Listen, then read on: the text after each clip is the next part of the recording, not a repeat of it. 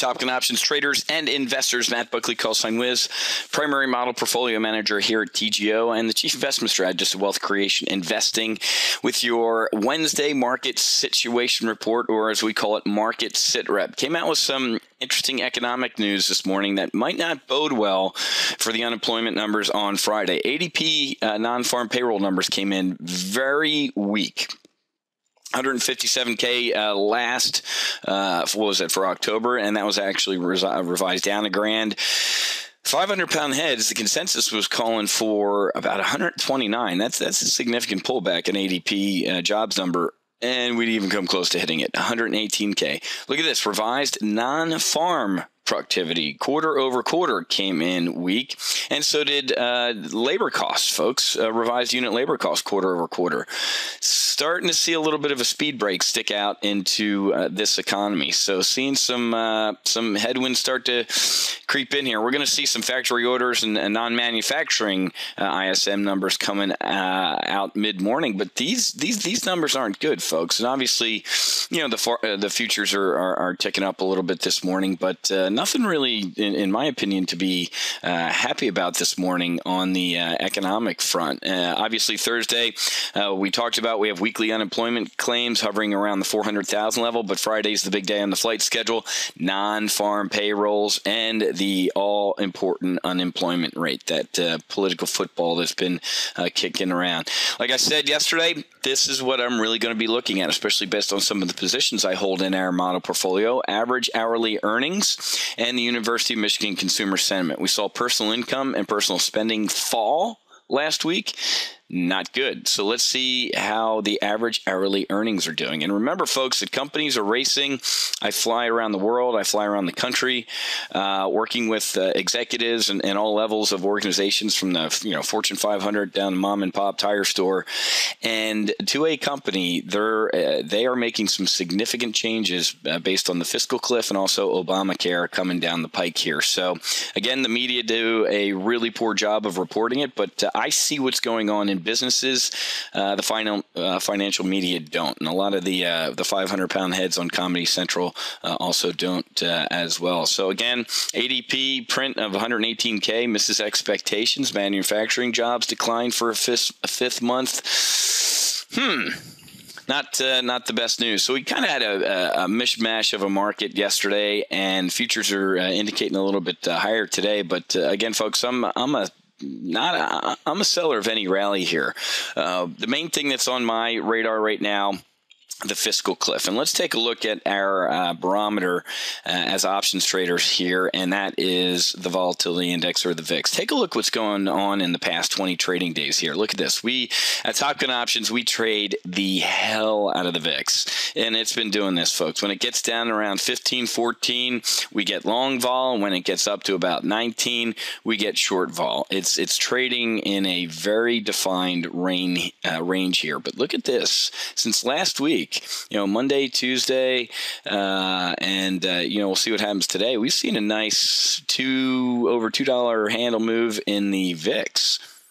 And this is kind of creeping up, right? We haven't seen any rip your face off corrections, recently, right? We've seen a couple, nice rallies that have caused the VIX to pull back here. But folks, the VIX is cyclical, and it's also mean reverting, right?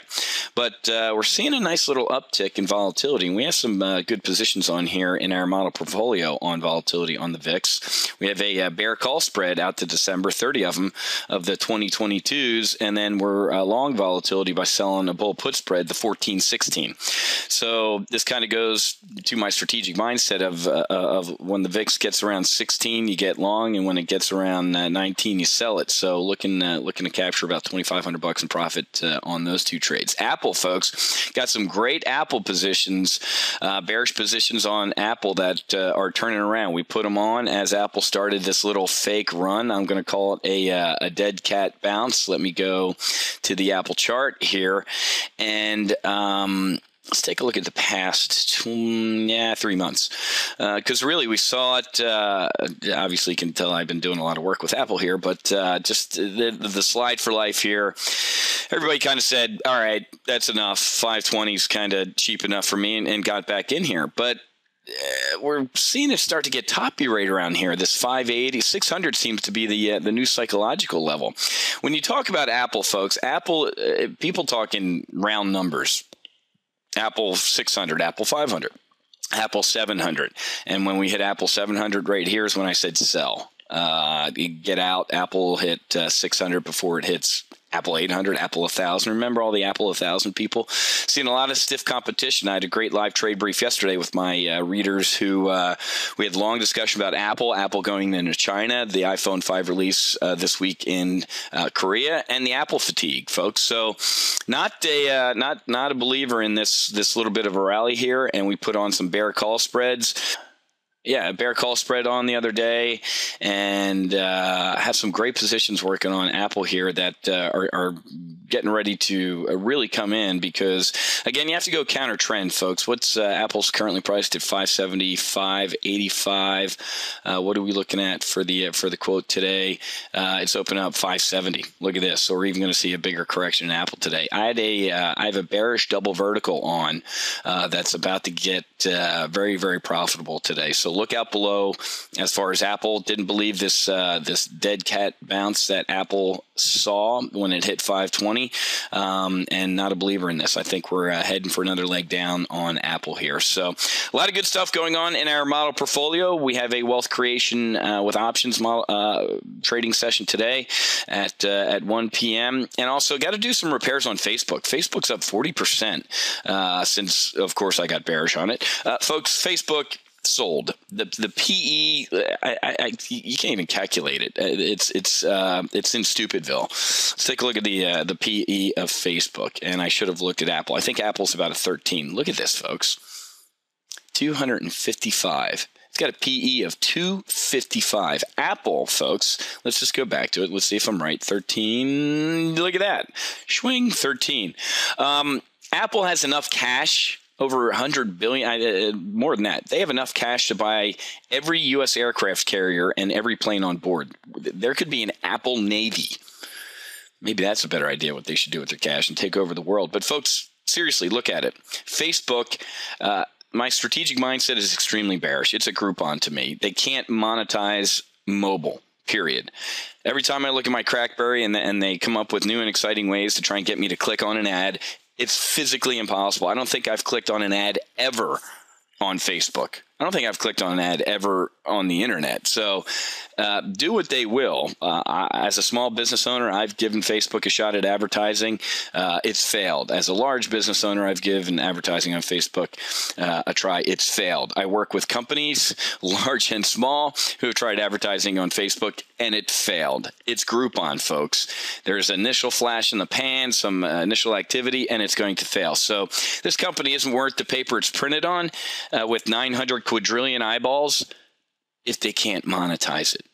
And if the day they think about monetizing it with charging people money is the day it goes out of business, because Facebook Part 2 will pop up somewhere that'll be free, okay? And those people, of course, will think they'll be able to monetize it. So I've been wrong about Facebook. I put on some bearish bets a little too early. So you can be strategically right, but tactically wrong. So that means you lose a couple battles, but we're still going to win the war strategically on Facebook, because I think it's worth $16 on a good day with a tailwind, okay? So got to do some repair trades on Facebook.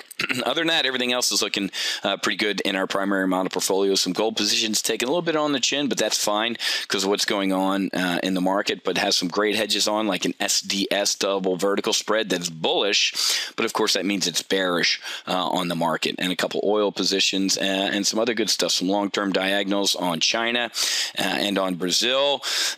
We have some RIM positions. RIM's made about 50% in the past month, so that's been a pretty good trade. So all in all, good stuff going on in the primary model portfolio. Stand by for an interesting rest of the week with the jobs reports. And obviously, folks, I'd be remiss if I didn't say the two words Fiscal Cliff. Who cares? As I talked about for a while in our live trade brief yesterday, as a result of the financial tsunami in 2008 and the government stepping in, we have a government put. That's what it boils down to. So people really don't care about the fiscal cliff because they know the government's going to print money until the cows come home to keep this system from collapsing. That is extremely dangerous for our nation and for the markets. So again, the Pope has come out and said hell doesn't exist. So it's game on. And that's what's going on with the fiscal cliff as well. To steal a George Bushism, I misunderestimated that the fiscal cliff was going to bring about a lot of volatility or an increase in volatility and a pullback in the market. Still might happen. You know who's being really quiet right now? The Senate. Boehner's kind of quacking. The president's quacking. The men and women in the Senate are trying to meet behind closed doors and say, all right, can we figure something out here? So if something does get figured out, which I assume will be some tax increases on the rich and we'll kick the can down the road on harder decisions, the market's going to rally. And I've already set up positions to take advantage of that. But my mistake, and again, at Topkin Options, first, we're very big on pronouns. It's I. Not we or you or anything like that. As a former fighter pilot, we debrief, and we debrief at Topkin Options to see what went wrong, what went right, and how we're going to get better and improve our future execution. That's the difference between us and just about everybody else on the face of the planet, folks. So going to take a hard look at what's going on at the fiscal cliff, get our sales positioned appropriately to get them full of wind and power through this thing to the upside when I fully expect to see a rip your face off rally in January and February. Okay, got to go. Got to get ready for the open here and look at making some money. Happy hunting. Make sure you hedge, and I'll see you with tomorrow's sit rep.